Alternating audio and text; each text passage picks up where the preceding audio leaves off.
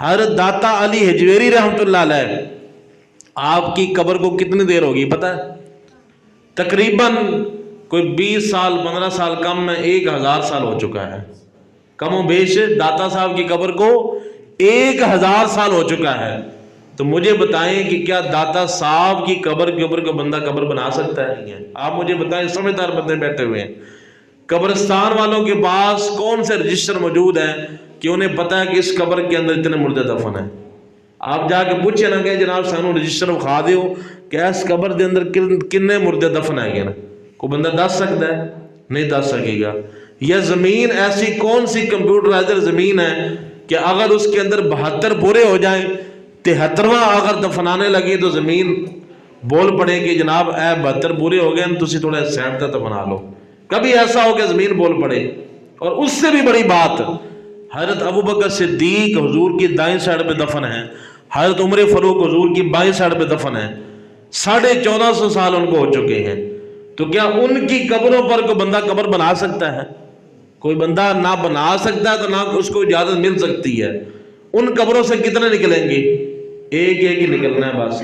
عوام کے اندر ایک حدیث مشہور ہو گئی ہے کہ حضور نبی صلی اللہ علیہ وسلم نے فرمایا کہ بروز قیامت ہر قبر سے 72 مردے نکلیں گے۔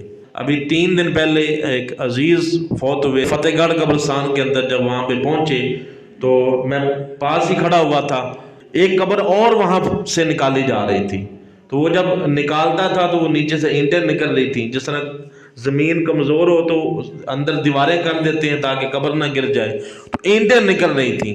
تو کہہ رہا تھا اس یہاں پہ پہلے قبر ہے، اسی قبر نکال رہا ہے۔ دوسرا بندہ کہتا ہے جی ایسے ہی تو ہر قبر سے 72 نکلنے ہیں۔ یعنی عوام کے اندر ایک حدیث مشہور ہو گئی ہے کہ حضور نبی صلی اللہ علیہ وسلم نے فرمایا کہ بروز قیامت ہر قبر سے 72 مردے نکلیں گے، حالانکہ یہ کوئی حدیث ہے ہی نہیں، عوام میں مشہور ہو گئی، اور لوگ جو ہیں وہ اب جو پرانے ہیں وہ تو اس کے اوپر پکے ہیں نا، ٹھیک ہے نا، جب الحمدللہ آج کے بعد جو بیٹھے ہوئے یہ بھی پکے نہیں رہیں گے، باقی ورنہ اس سے پہلے ہم بھی پکے تھے۔ تو یہ عقیدہ تھا کہ ہر قبر سے 72 مردے نکلنے ہیں۔ کہ کافی دیر پہلے جب مجھ تک مسئلہ پہنچا، میرے کان کے اندر پڑا، میں نے فتاوی جات نکالے، احادیث نکالی، تو کوئی ایک حدیث بھی نظر آئی کہ جس کے اندر حضور نے یہ فرمایا ہو کہ ہر قبر سے 72 مردے نکلیں گے۔ میرے آقا علیہ السلام نے کوئی بھی ایسی حدیث بیان نہیں فرمائی۔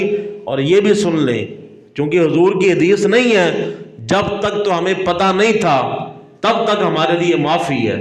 اب پتہ ہونے کے باوجود بھی اگر ہم اس بات پر مضبوط رہیں گے، قائم رہیں گے، تو اس بندے نے اپنا ٹھکانہ جہنم میں بنا لیا، کیونکہ حضور کا فرمان ہے کہ اگر کسی بندے نے ایسی بات کہی جو میں نے نہیں کہی تھی، کوئی ایسی بات سنا کے کہا کہ اللہ کے نبی نے یہ بات کی ہے، اس نے میری طرف منسوب کر دی، تو فرمایا کہ اس نے اپنا ٹھکانہ دوزخ کے اندر بنا لیا۔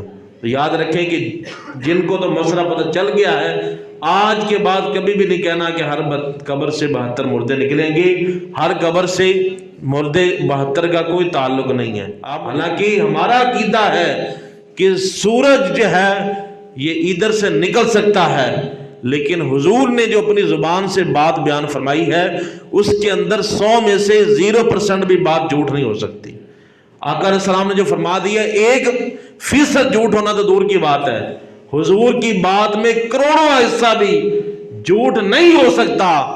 تو اس طرح اگر ہم یہ کہیں کہ ہر قبر سے 72 نکلنے ہیں، تو اس طرح جو ہے ابوبکر صدیق کی قبر سے 1 نکلے، داتا صاحب کی قبر سے 1 نکلے، بابا فرید کی قبر سے 1 نکلے، تو مطلب کیا کہ حضور نے پھر جھوٹ فرمایا، حدیث جھوٹی ہو گئی۔